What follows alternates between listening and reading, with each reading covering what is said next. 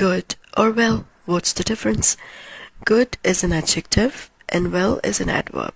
Adjective modifies as a noun. That means it tells us about the noun. An adverb modifies as a verb. That means it tells us about the verb, about the action. This is just something to make it easy. If you have something like it's asking a question, what sort of a thing it is, then you use good. And if it's asking how is it, then you use well. Number 1, you speak English blank. So here we have speak. We are modifying the verb, right? Modifying the verb speak. So the word which modifies a verb is called an adverb. And here we have well. You speak English well. Also, you can ask a question to yourself. How do you speak English? Whenever you have a question, how, we use well. You speak English well.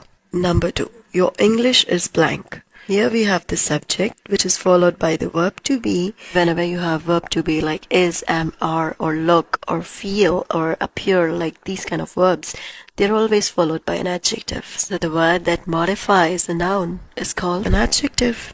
So we use good here. Well can't be used as an adjective. So the answer is, your English is good. Number 3, I'm having a blank day. Here day is a noun.